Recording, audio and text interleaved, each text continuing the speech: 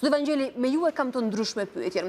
Duke qenë se natyrisht bazuar në referentat caktuara që vinë nga e kaluar retrospektiva e tij e karrierës në postën ku ai ka shërbyer, ju kishit atë që unë e quajta një profil të kristalt, ose një figurë puritane të hitajt, të paktën referuar atyre që janë rekordet të tij karrieriste. Tani më thoni, këto akuzat e opozitës ka një lloj bazamenti për nga burojnë? Unë jo përmenda pak më parë, mund të duket e çuditshme, po mbase mund të bëhet edhe publike ky sekret të cilën e din të gjithë brenda organizatës, identifikuar së paku 3 emra. Njëri prej tyre edhe pjesëtar në garë, që i ka formuluar këto akuza. Për herë të parë. Domethënë janë akuza nga brenda organizatës për çështje nga më të ndryshme të zili. Pra çështje ambicie brenda kasës së kolegëve, po themi. Ambicie e të tilla. Zoti Vangjeli, për publikun, ju po thoni që kanë qenë kolegët në konkurrencë dhe në rivalitet me zotin Itaj që i kanë ndërtuar këto teori? Njëri prej tyre është në listën e 14 konkurrentëve që tentonin postin e drejtorit të policisë. Po ju e dini që akuza në kohë të fushatës elektorale ka pasur nga opozita atë botë kur nuk dije që zoti Itaj mund të ishte një kandidaturë potenciale për këtë post.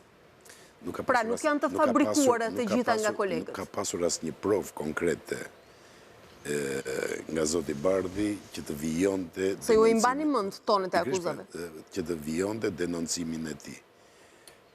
Çdo gjë bën vaki, çdo gjë bën vaki, mund të ketë pasur edhe përfshirje relative në fushat të strukturave që drejtonte ai, a nuk e di tjetër. Në këtë rast, policia i bie të jetë mekanizmi, po jo frymëzimi i kësaj. Ju e kujtoni që një fushat më përpara vetë Rama bëri atë deklaratën e habitshme që tha, mbasi mbaroni orarin zyrtar, hiqni kapelen, bëni fushat për Partinë Socialiste. Kjo ishte drita e jeshile që kryeministri u dha publikisht atë. Shqyr zotit që hoqi dorë nga kjo thirrje, sepse ishte më së paku e gabuar edhe e paligjshme. Po unë do t'ju them diçka tjetër. Diçka tjetër që ka të bëjë me letërsinë, përsëri preç. Letërsia i shpjegon të gjitha. Se tani publiku do pyesi ku hyn letërsia të policia e shtetit. Kudo. Absolutisht kudo. Jo, përgjigjuni publiku. Dhe unë ju kam thënë që ky mandat i 4 shpjegohet vetëm nga letërsia.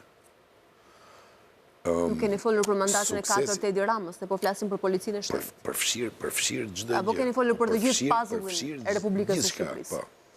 Ajo që do të ndodhë, ka ndodhur në Shqipëri nga 2025 e tuti sa zjat ky mandat, shpjegohet vetëm me ligjësinë e letërsisë. Dhe unë po huazoj një formulim që mund të ishte i shkruar në libër që thotë që suksesi apo dështimi, e mira apo e liga tek një individ, shpesh nuk përcaktohen shumë nga vetë individi, por nga fati, nga rrethanat, nga ngjarjet që vinë rrotull. Dhe unë po ju nënvizoj sërish një fat që shoqëron në mënyrë të pavarur kohën kur zgjidhet zoti Hita në krye të drejtorisë së policisë dhe që ka të bëjë edhe me një nga premtimet e tij për të spastruar organizatën, aq sa të mundet, nga ndikimi i krimit të organizuar. Sërish po ju citoj një sekret publik për një dosje shumë të famshme, po pak të njohur në Tiranë, kryesisht për një nga fraksionet e saj, e cila përveç emrave të antarëve të kabinetit, antarëve të parlamentit shqiptar, njerëzve të rëndësishëm nga fusha e biznesit, medias ndoshta, jo ndoshta po medias, por dhe nga organizata e policisë, nga sistemi gjyqësor, gjykatës dhe prokuror, kanë qenë në vendin e gabuar me personazhe të gabuara. Për cilën fraksion të cilës dosje po flisni? Kalendari i emisionit tuaj ka shumë data, do të riflasim sërish, por mbajni mend edhe një herë. Bëhet fjalë për një dosje të rëndësishme, njëri nga fraksionet e saj më të rëndësishëm, që për një puzzle me shumë portrete, që përfshin këta hark individësh, nga politika, nga biznesi, nga media, nga drejtësia, edhe nga organizata e policisë, kanë qenë në vendin e gabuar, me njerëz të gabuar.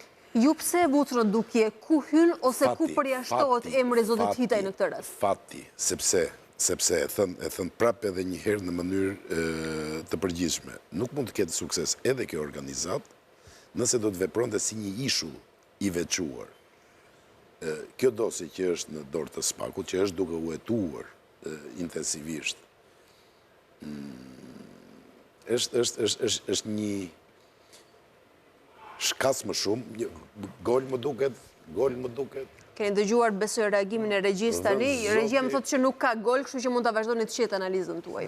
Kur të ketë gol, do të kemi anoncimet në studio, sigurisht do të ishte kënaqësi e përbashkët kolektive. Ka qenë rast, por jo gol. Ja le të themi 7-8 minuta dhe Dardanët shënojnë. Parashikimet ju dalin në politik, në sport nuk e di ende. Mara as nuk dua fare të më dalin në ndetë, më dalin këtu sot, këtë do doja. Nëse do të ishte çështje dëshire. E mbaruat idenë tuaj? Zoti Hitaj nuk është këtu fatmirësisht, nuk është këta.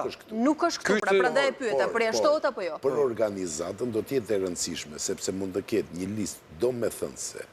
Nga ta, nga organizata. Që mund të penalizoj emrat të tjerë që vinë nga hierarkia e policisë së shtetit? Edhe në këtë proces ka pasur tentativa, ka indicje serioze që ka pasur tentativa nga krimi organizuar për të ndikuar në këtë proces, për të gjetur se cili do të ishte, le të themi, generali i policisë dhe kush do t'ia shkruante spaletën në pisurka. Ndërkohë, kalojmë te kampet politikene?